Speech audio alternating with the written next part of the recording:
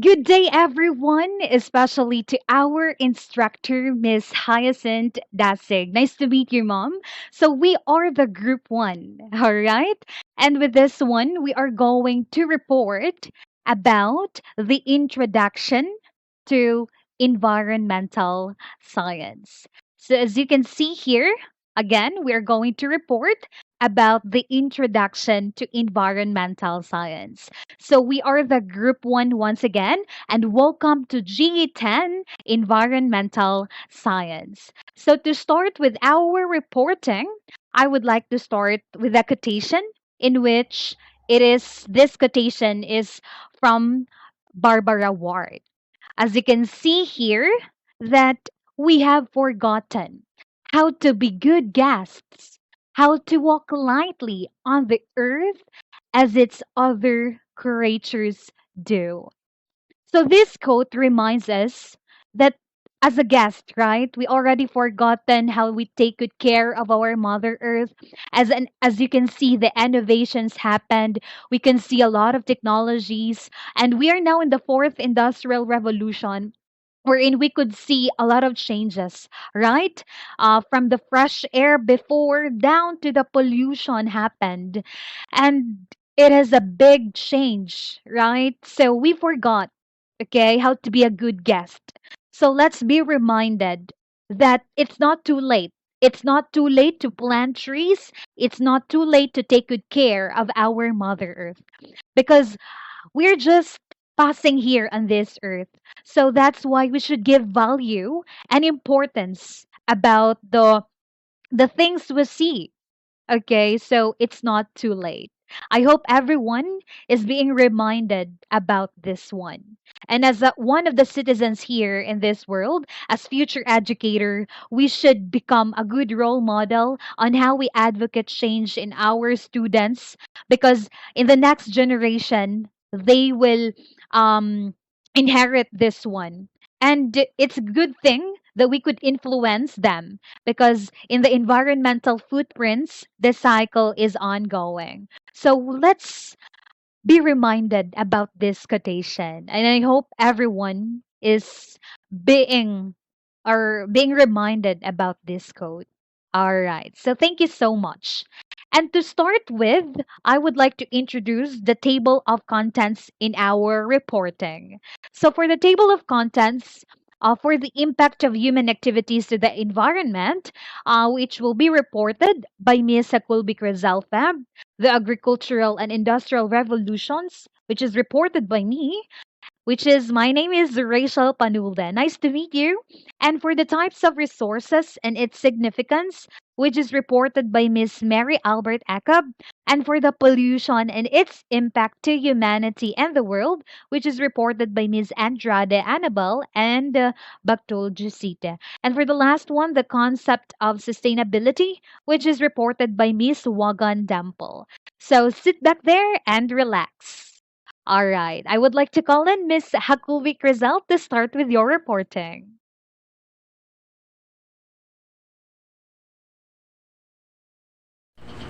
There is no question that human activity has negative environmental consequences. How we live our lives, the things we produce and consume, and how we move around affect Earth.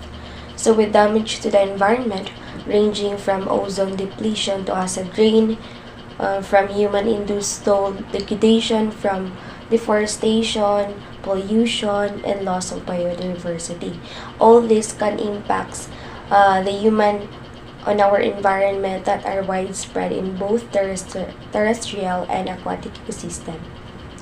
Let's first discuss the ozone depletion. So the ozone layer is a thin band of gas that surrounds Earth and protect us from the sun's harmful ultraviolet radiation.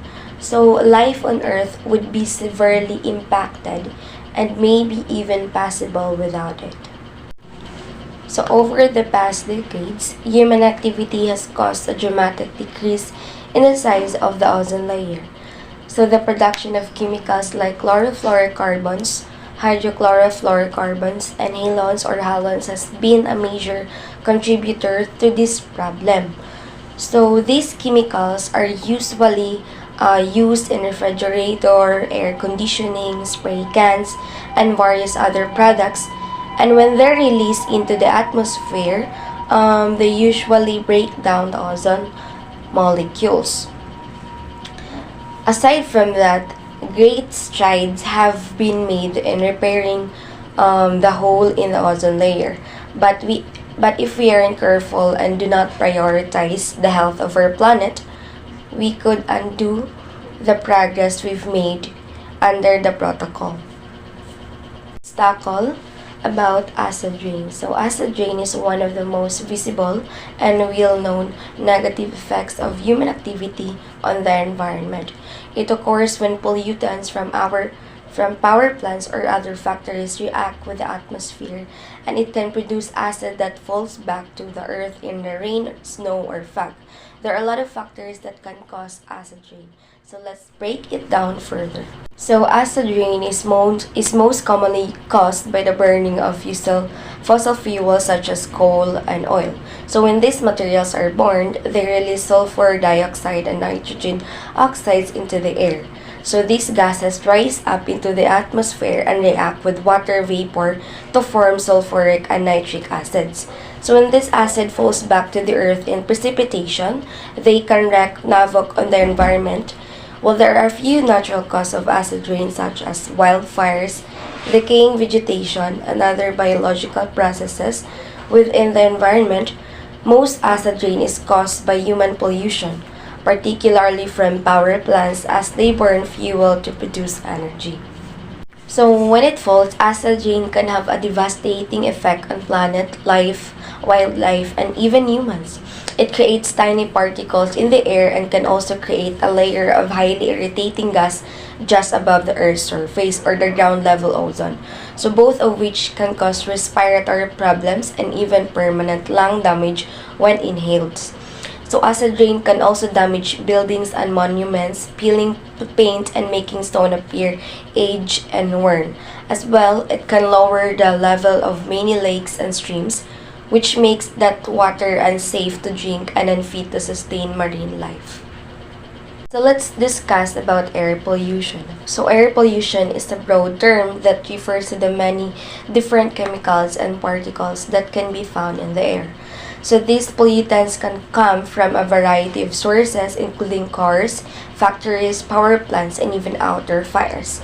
But the most common type of air pollution is caused by burning of fossil fuels such as coal, oil, and natural gas. So when burned, these materials release harmful chemicals into the air, including carbon dioxide, nitrogen oxides, and sulfur dioxide. Other air pollutants include lead, ground-level ozone, and particulate matters, or the tiny pieces of solids found in the air like for example, dirt and soot. Let's discuss about water pollution. It is the contamination of bodies of water such as lakes, rivers, and oceans. It can be caused by a variety of things including runoff from agricultural lands, discharges from factories and wastewater treatment plants, seepage from landfills, and plastic waste from fishing nets in the ocean. So the different types of water pollution can have a devastating effect on the environment and on human health. It can cause problems with the quality of drinking water, which can also lead to water scarcity when the water is unsafe to drink. It can also lead to the spread of disease, as contaminated water can contain harmful bacteria. It can also cause an increase of microplastics in the human body, the effects of which are currently being researched by scientists but are believed to include hormone disruption, low antioxidant levels, DNA damage, and inflammation. Effects of water pollution aren't just experienced by humans only. The buildup of plastics in the ocean is having a devastating effect on aquatic ecosystems as microplastics can be mistaken for food by animals and can also cause them to choke to death, or they can become entangled in larger pieces of plastics that affect their ability to find food and avoid predators. So additionally, harmful chemicals found in water can make it harder for fish to survive. Fish that are exposed to water pollutants have to work 30% harder to stay alive than those who aren't exposed. It means that they won't have as much energy available to support the other important things that a fish needs to do, like move around and interact with other fish, whether it be for defending territories or for finding mates. Let's next tackle deforestation. It is also a major contributor to global climate change as trees play a vital role in removing carbon dioxide from the atmosphere. When trees are removed, they can no longer absorb and filter out carbon dioxide. So this leads to an increase in greenhouse gases, which traps heat and causes our climate to rise up at a faster than normal rate. So what's more, cutting down trees releases even more carbon dioxide and creating more greenhouse gases. So deforestation is also detrimental to our forest native species. So when trees are removed, animals lose their homes and their food sources, leading to a decline in populations, potentially wiping out entire species of animals. Let's discuss noise pollution. Noise pollution can negatively impact an animal's ability to use sounds found in nature to navigate, find food, mate, and avoid predators. This affects many species' capacity for survival. So, for example, bluebirds have been documented to have fewer chicks when noise pollution in an area is high. And caterpillars have been observed with increased heart rates. So these symptoms and others can put populations in danger. The most obvious effect of light pollution is that it disrupts the natural rhythms of day and night. This can have a number of consequences for both humans and animals. For humans, it can lead to sleep disorders and fatigue, which can increase the risk of accidents. For animals, it can decrease populations. So light pollution can cause confusion and disorientation, such as migratory birds mistaking artificial light for the moonlight they usually use to navigate at night, and veering off course or colliding with buildings, often dying. So for prey animals who use darkness for cover at night, they no longer have a place to hide from predators in areas that are highly lit. So the last one is biodiversity. It is the variety of life on Earth and the natural ecosystem that support it. It includes the vast array of plant species and animal species that occupy the planet, as well as the genes that they contain. It's what allows for natural ecosystems to function and thrive, and it's essential for human survival as well. But human activities have radically altered biodiversity, with millions of species now at risk of extinction. Also, habitat destruction caused by deforestation, pollution, and other human activities is the primary reason for this decline in biodiversity. So, as habitats are destroyed, species are losing their homes and their food sources, and they're unable to adapt to the changes in their environment. This is leading to a dramatic decline of different species. And when one species disappears, it can mean the loss of a food source for another, causing a higher likelihood of various animals going extinct. And also, this can ultimately lead to the collapse of an entire ecosystem, which would have devastating consequences for all life on Earth, including humans. So, we all know that humans depend on local biodiversity for a variety of resources, including nutrition. Let's take, for example, wild bees. In recent years, the bee population has decreased significantly because of the habitat loss, pollution, and the use of pesticides. However, they are responsible for 1 in 3 bites of food we take out our dinner tables. Without their pollinating abilities, many of the foods we rely on would not be able to grow, like apples, cranberries, and broccoli. So maintaining biodiversity is incredibly important as it allows us to continue eating the many foods that are necessary for our daily lives. To save our planet, we need to be aware of these impacts and work to reduce them as much as possible. Because that's not always easy, but it's vital if we want to protect the earth for future generations. So that's all for my report. Okay, thank you, Miss Hakulbe, for your presentation. And we can see here that I will report about the agricultural and industrial revolutions. So with this one, my topic, I will going to define, all right? I will going to define the meaning of agricultural and industrial revolutions. So it was stated here, all right? The agricultural revolution. So an agricultural revolution is when farming techniques drastically improve within a relatively short period of time. This leads to greater production of food. So the question is, what caused the agricultural revolution? So each of the agricultural revolutions have different causes that time.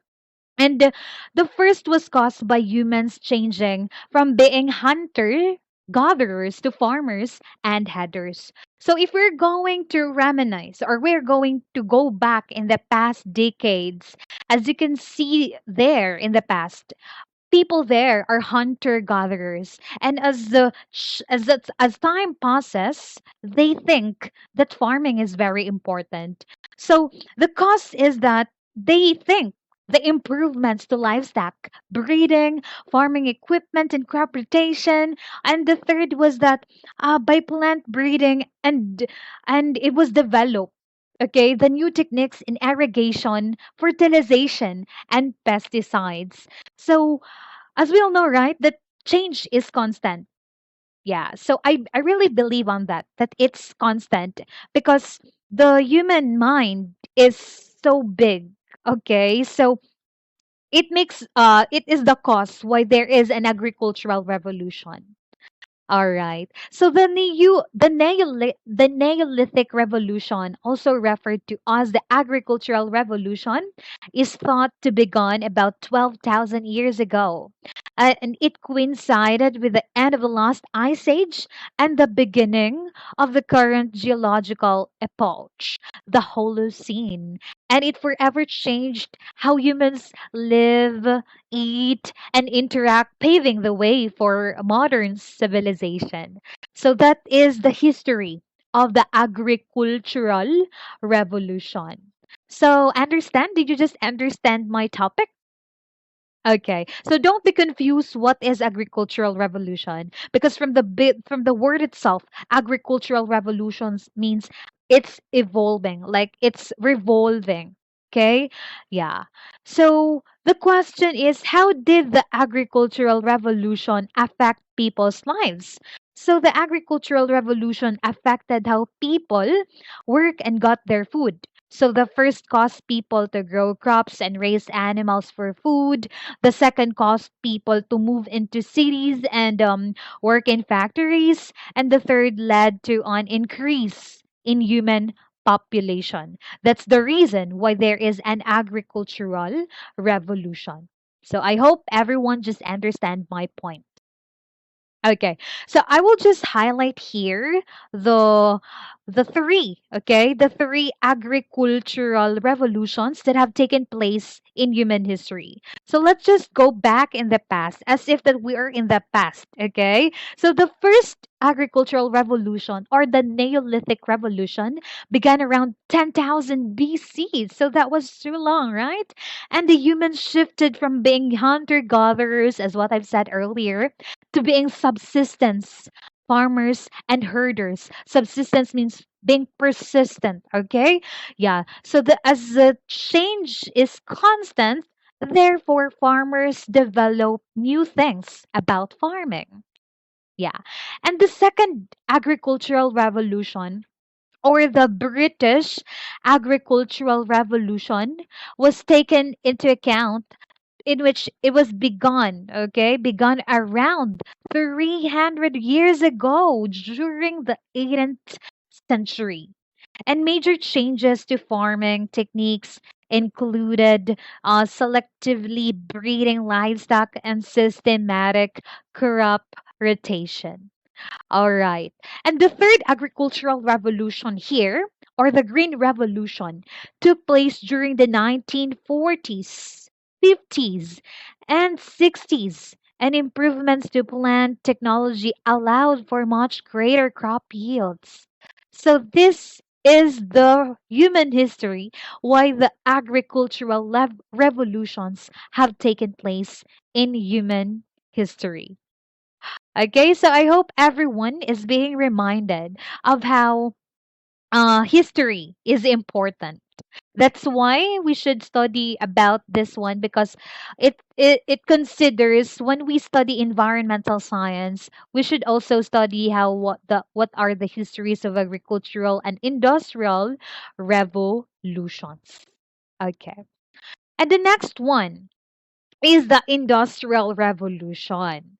So the term Industrial Revolution refers to the process, okay, the process of change in modern history from a farming and handicraft economy to one dominated by industry and machine manufacturing. The process began in Britain, where the Industrial Revolution was largely confined from the 1760s to the 1830s.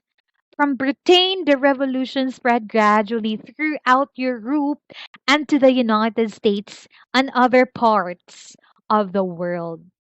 So therefore, we could say that Industrial Revolution is a process, okay, like the changing in the modern history from farming, okay, from farming we could recall the experience from the human gatherers down to the farming and handicraft economy to one dominated by industry and machine manufacturing.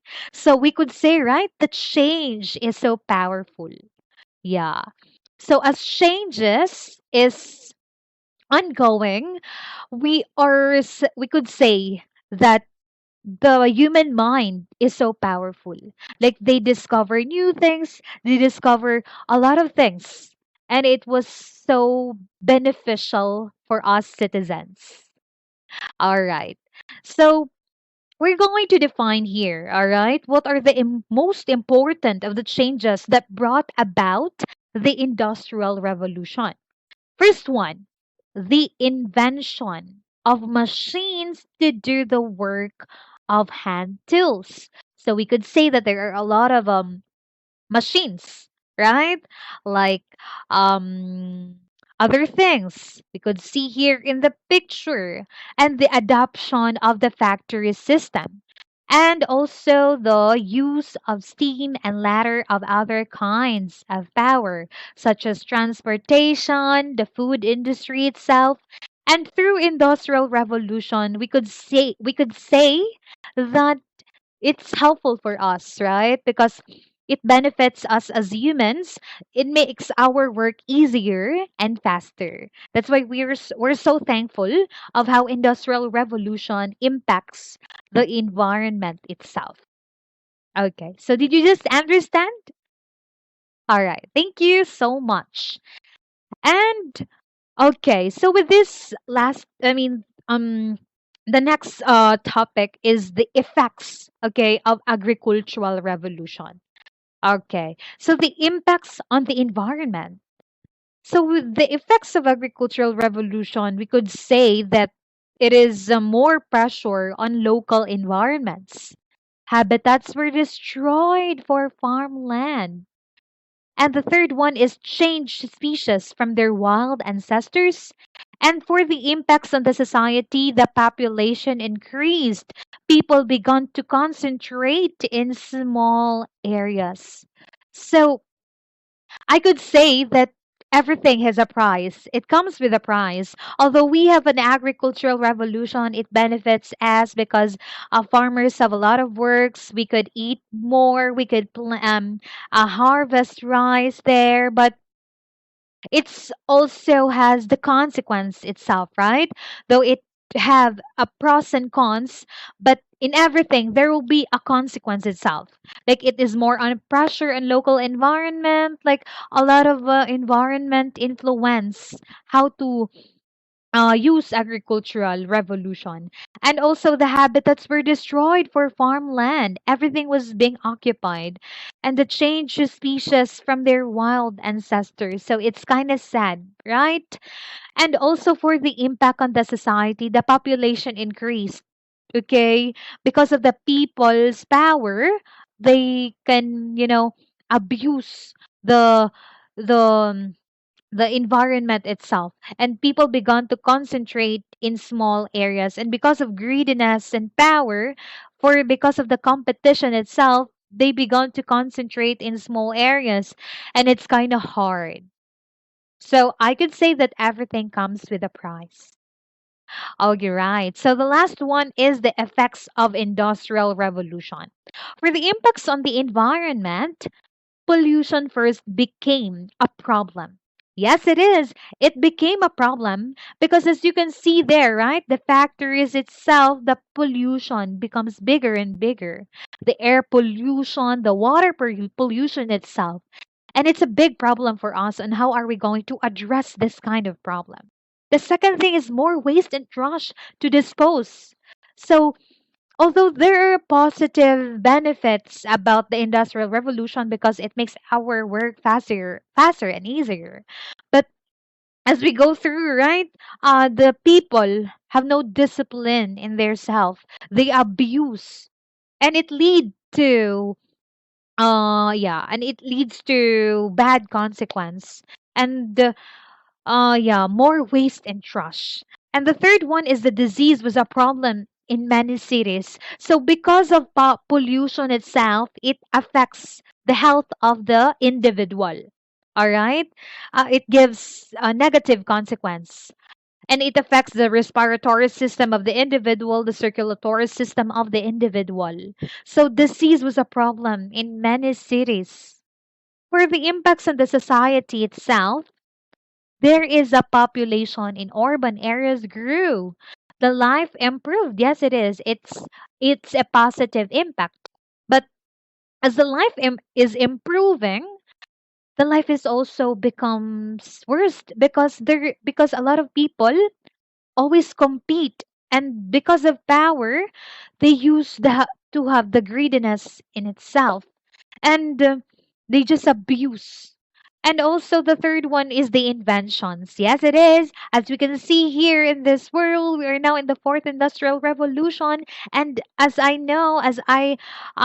said earlier, that change is constant and a lot of innovations. Every year there are inventions happen. Every year there are a lot of scientists discover new things. So it's a positive effect. I mean, it's a positive, it gives positive impact, but there will always be a consequence itself.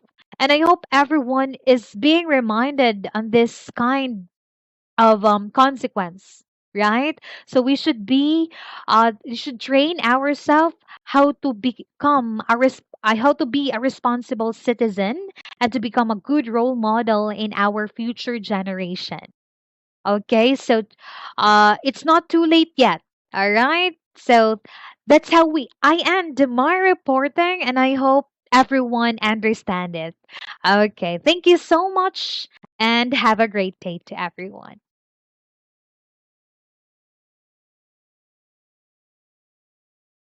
Hello, everyone. My name is Mary Albert Acob, and I am assigned to discuss the type of resources and its significance. So, first of all, I would like to give you just a brief description of what resources is.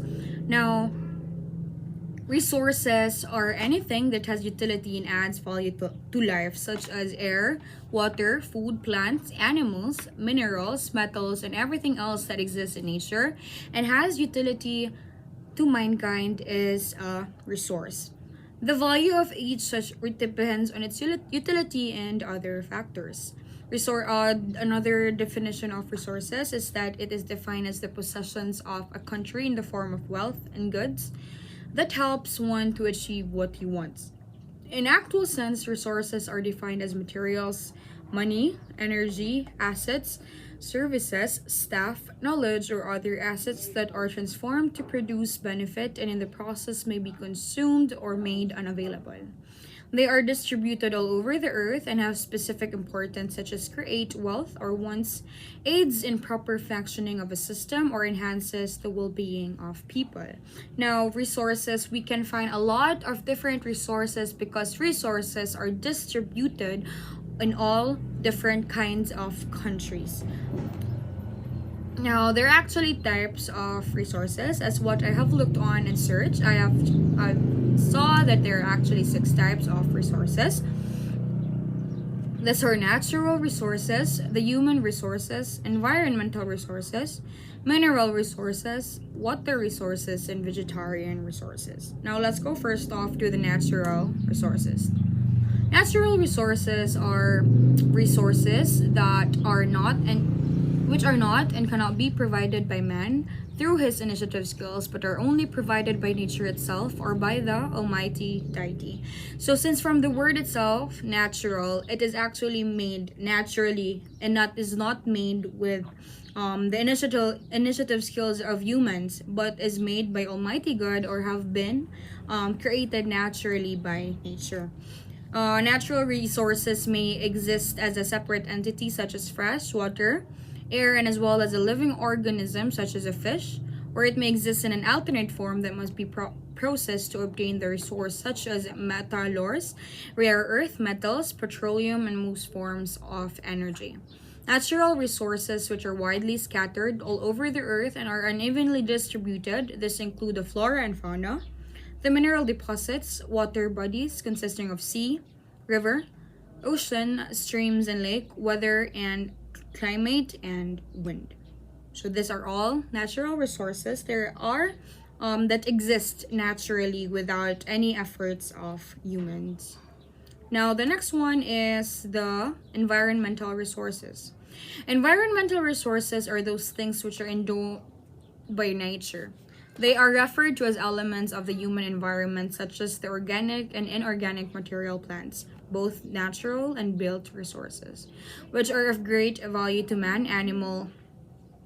The difference between natural resources and environmental resources is that natural resources are provided by Earth or by Mother Nature, while environmental resources are something that can be taken from the environment. Examples of environmental resources include food from plants and animals, wood for cooking, heating, and building, metals, coal, and foil. So we all already know it was been given that natural resources and environmental resources are actually quite different. It may be confusing sometimes. You can say that it's quite similar, but but then somehow it is different because natural resources that is given naturally or made by just given by Mother Nature itself, and while environmental resources, these are something that can be taken from the environment, which are the food from the plants and animals.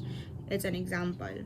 Now, the next one is the human resources. From the word itself, human, these are resources that are actually made or by the initiative of humans or us. This human resources are those resources that cannot be touched or felt. Rather, they are found in human ingenuity of the population.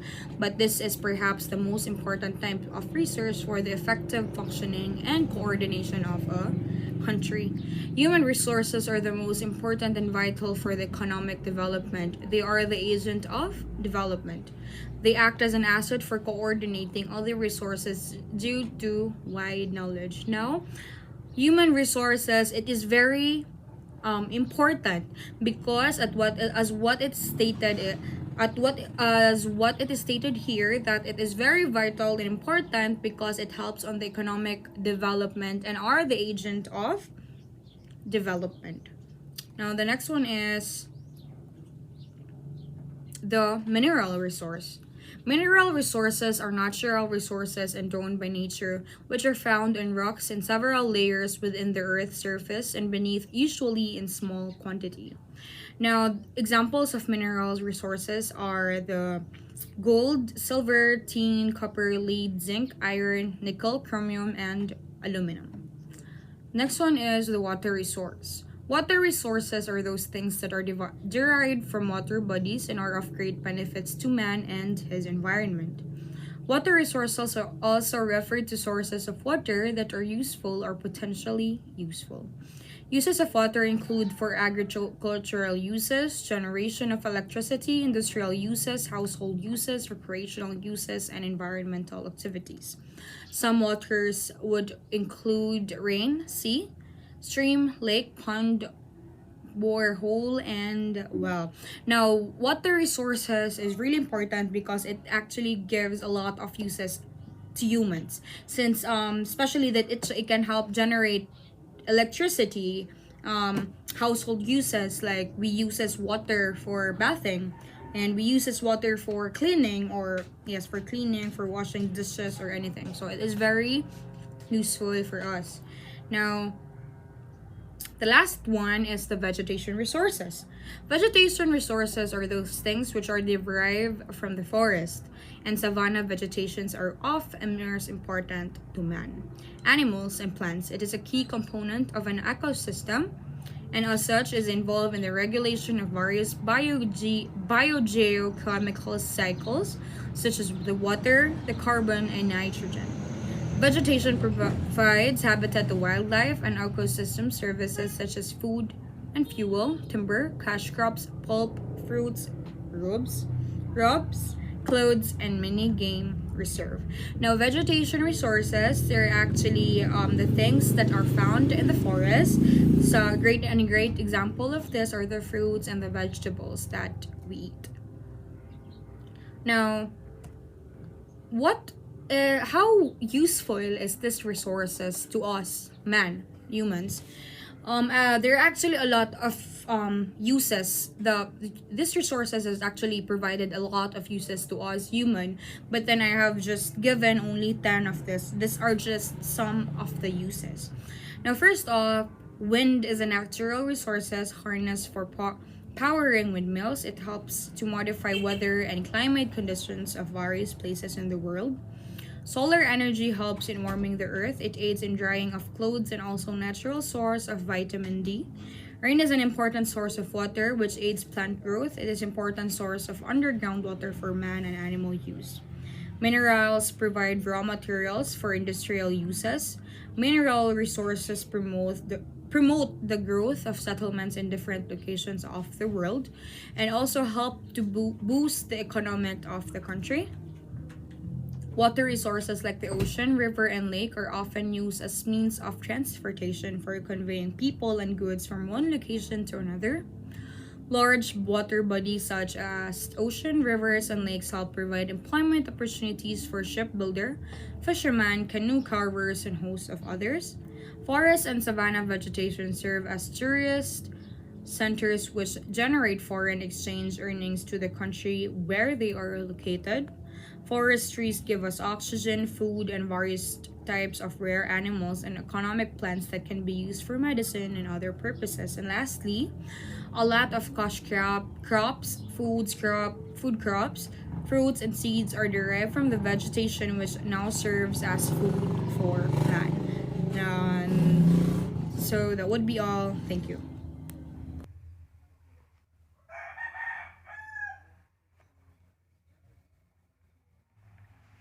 Good day, everyone. My name is Jusita Rembel Arbacto, and my topic is about pollution and its impact to humanity and the world.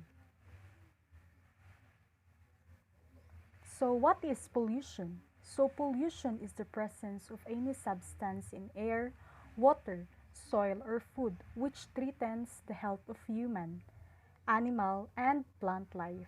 So, pollution often results from pollutants like carbon monoxide, but can also arise from the street lights or the noise from traffic.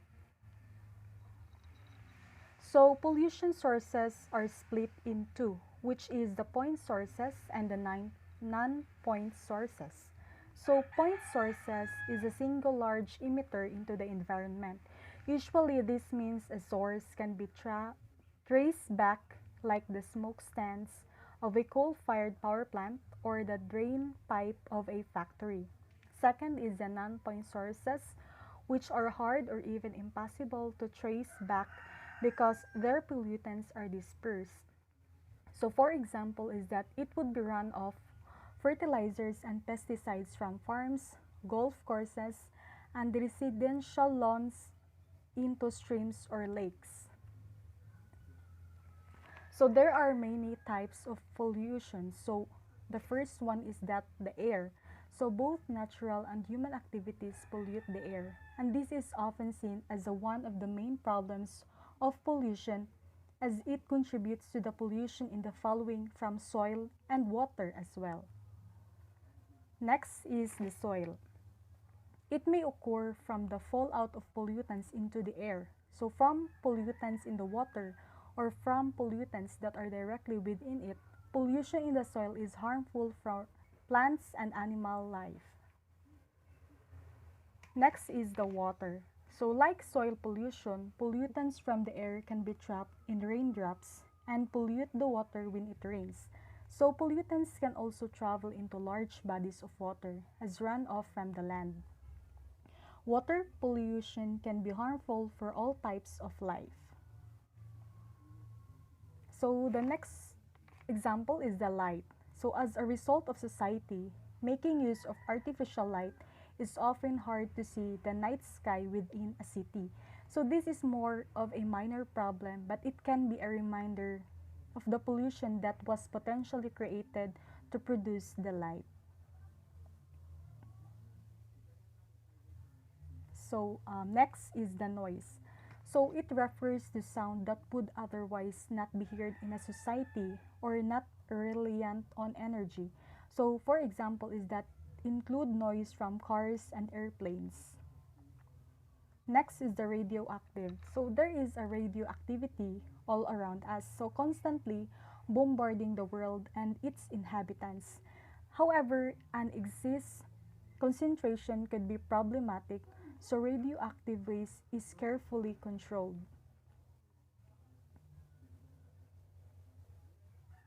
Thermal, introducing unnatural temperatures on an ecosystem may have adverse effects. So an example would be dumping or clean. Warm water from a power plant into a nearby river may harm fish life. Lastly is the littering. So litter itself is a form of waste. However, improper disposal of it is pollution. So it is often completely avoidable. So next reporter please. So good day once again. I am Annabelle A. Andrade and I'm going to discuss about the impact of pollution. So we live in an ecosystem where the action of one has the potential to affect many. This can be a good or bad thing, depending on what the action is. Our mistake has polluted the environment that we live in, and we are waking up and owning to the fact. We are trying to reverse the damage. We may still save what is left of our natural resources and make the world a better place to live in a future generation. So, at depend ang mga tao. So there are many impact of pollution into the world and the human. So first is the impact of air pollution on human health and the world. Polluted air contains one or more hazardous substances, pollutant or contaminant that creates a hazard to general health. So as you can see that air pollution can cause death to human. So, so it can cause death due to the heart disease, lung cancer, and many others. So the impact of water pollution. So infectious disease such as typhoid and cholera can be contracted from drinking contaminated water. So this is called microbial. So the human heart and kidney heart can be adversely affected in polluted water. It consumed regularly.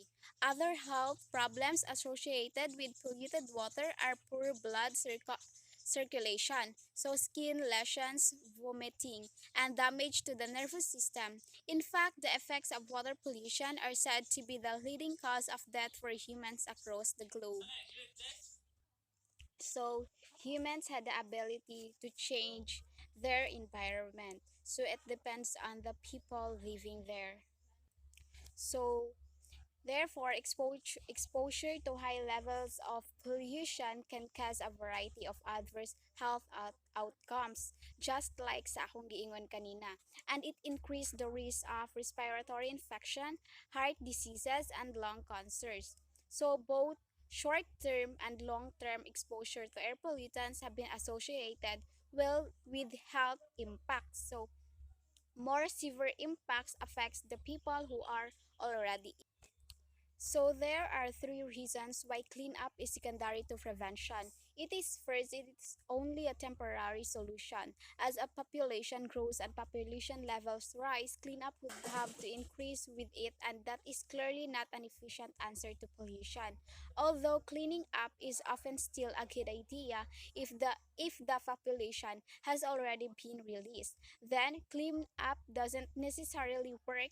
For example, cleaning up litter is a solution to pollution in a given area, but then it can either be burned, causing air pollution, dumped into streams or lakes, or buried, potentially causing soil pollution. So once pollutants are in the environment, it is extremely costly to get rid of them, with time also being a factor. So many methods can be employed to prevent pollution. Air pollution can be reduced by use of scrubbers in plants that produce many harmful pollutants. Adding catalytic converters to car exhaust can reduce transportation-based pollutants. Water pollution can be reduced by septic tanks and various levels of sewage treatment. So I think that's the end of my report. Thank you so much. The next reporter, please. So now, let's talk about the concept of sustainability. But first, we need to identify what is sustainability. Sustainability consists of fulfilling the needs of current generations without compromising the needs of future generations, while ensuring a balance between economic growth, environmental care, and social well-being. So, as we see in our surroundings, as what we have saw in our in television, what we read in other media platforms such as and Facebook. Plastic pose a grave problem for the oceans, and according to the United Nations data, over 3 million people depend on the seas for their subsistence. Thus, the current situation needs to change if we want to meet goal number 14 of the Sustainable Development Goals, which is conserve and sustainably use the oceans, seas, and marine resources for sustainable development. So sa 3 million people nga nagadepende sa dagat, nasa dagat nagadepende ang ilahang lives, apil na ta ato kay kung kay gakaon man tag fish, mga seafoods, di ba? Some of you kay favorite ang seafood. So gadepend most of the people sa earth is gadepend jud sa dagat. Gadepend sa dagat. Did you know that a million plastic bottles are thrown away every minute? In other words, 5 million single-use plastic bottles are discarded every year. That is according to data from the United Nations, which indicate that if the current situation continues, by the year 2050, the oceans will be home to more plastic than fish. So nakapansin mo, other universities, other establishments, other kanang mga sa karinderya or kaon mo diri sa sibaan sa Palancia is wala na sila gagamit og plastic. Gidisregard na nila ng single-use plastic kay mao na siyang usapod mao pod na siya ang tawag nito, ang makadagdag og pollution sa earth. And kung nakapansin mo, daghang mga mga reports about sa glaciers nga nagkahinahinay sila og kalanay of the because of the climate change.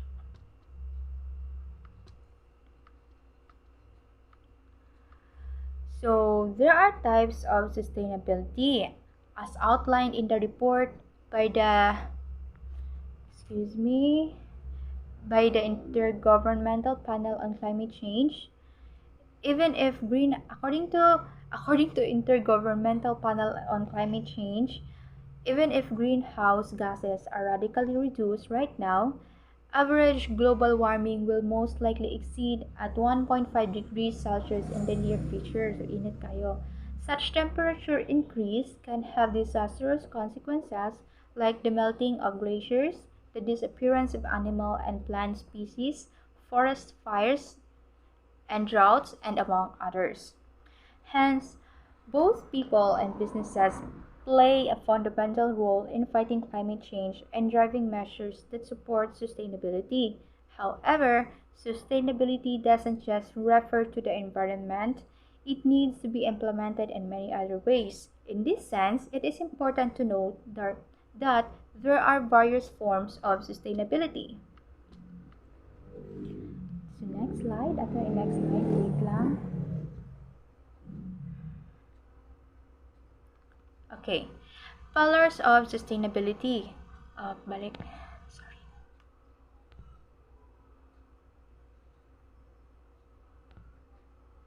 Pillars of sustainability. A popular method of considering the sustainability state of mind is the triple bottom line approach.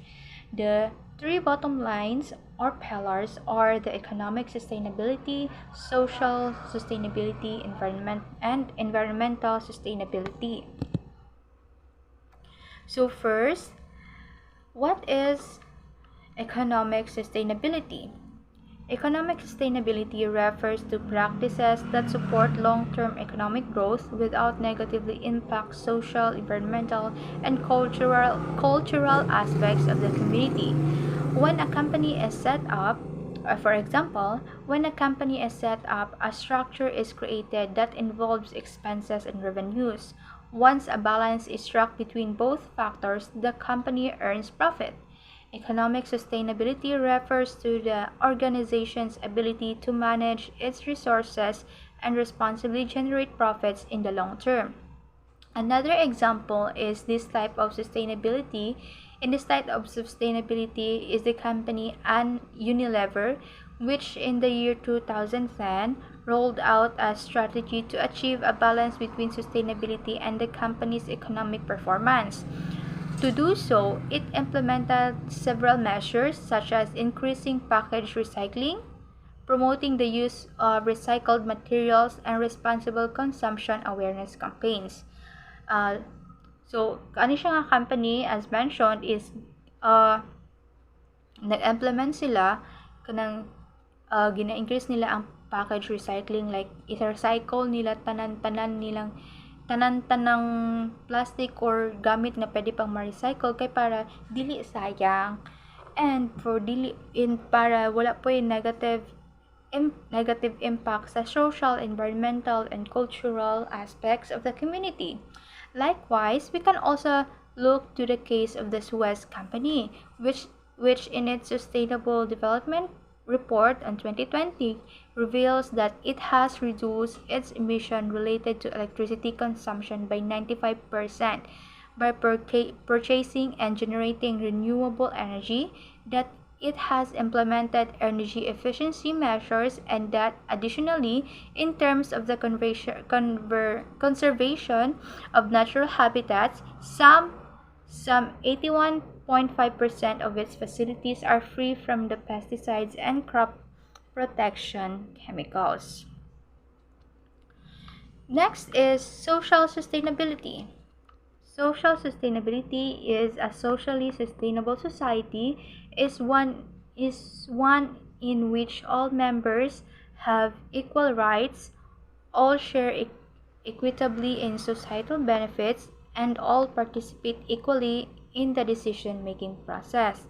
In any community in which economic activities are carried out in a specific environment, we find three interconnected forms of sustainability, which is the environmental, economic, and social. However, social sustainability in particular has a goal of strengthening the cohesion and stability of specific social groups. Example, the company CEMEX is working to contribute the social development of communities. Thus, the company offers decent housing through self-building programs and loans with favorable access condition to those most in need. Another example is the Gigante Group. Via the Gigante Foundation, it contributes funds and resources to a range of social causes such as school materials for collaborators and grant to improve visual health. And lastly, the environmental sustainability. Hindi na ako makita sa atin yung environmental sustainability is the responsibility to conserve natural resources and protect global ecosystem to support health and well-being and now in the future. It focuses on the conservation of biodiversity without foregoing economic and social progress. The foundation of environmental sustainability are safeguarding water, saving energy, reducing waste, use recyclable packaging, limiting or eliminating the use of plastics, using sustainable transport, reusing paper, and protecting flora and fauna. A great example of environmental sustainability is the Swedish city of Stockholm, which is noted for investing in sustainable infrastructure, its low emission, and for having excellent air quality, with pollution levels well below average. The city achieved a balance between economic development and environmental protection. Another example is the Bimbo Group, which aims to reduce its environmental impact through regenerative agriculture with zero carbon emissions, the use of renewable energies, and the reduction of waste. So, another example ani is nakita na ko siya sa Facebook na video. Ano to siya? Gikan to siya sa thesis sa usa ka college student about sa i-recycle niya ng mga kanang mga botilya sa wines. Inga na ba? Kay ang wine, ang buti sa wine sa mga ilim nun, maupod na siya example po sa single-use plastic.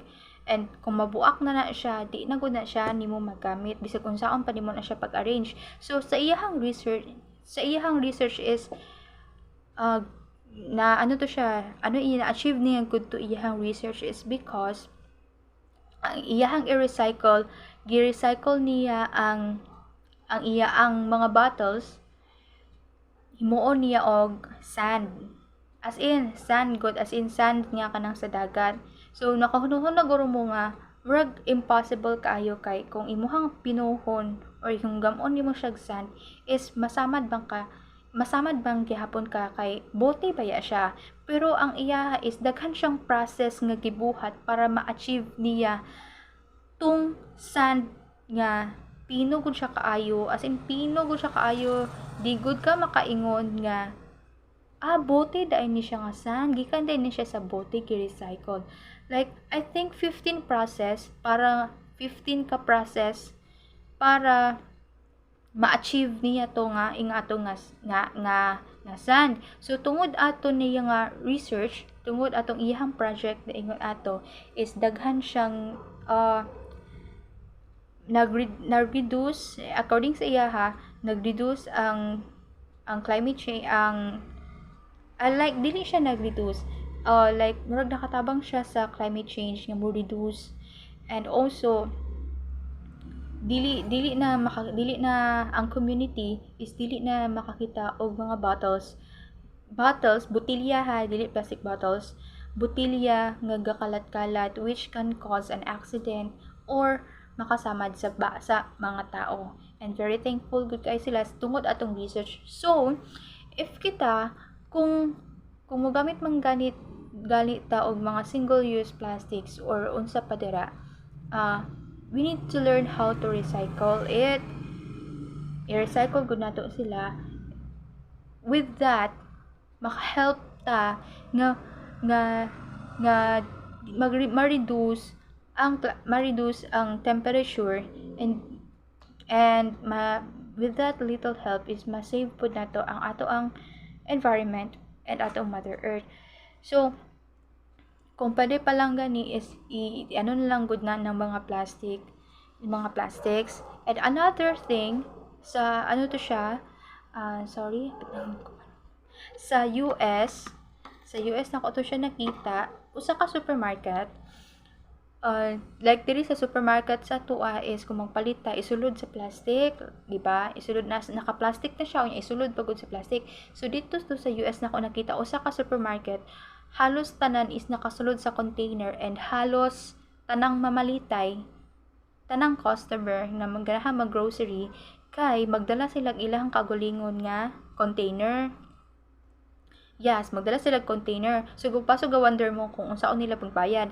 Before nila tumutangan, ilahas ang ikilo tong ilang container nga gidala or Tupperware nga gidala, ilahas ang ikilohon kay para kung hanba na nato siya unod, i-minus tong kilo sa tawag ani sa Tupperware.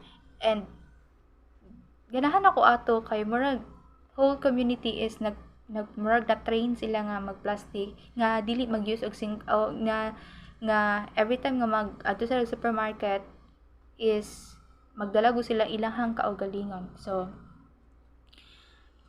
I hope that namoy na learn, and let's help hand in hand to save our Mother Earth, and to save our to save our Earth. So that's all. Thank you very much. That's end for our report.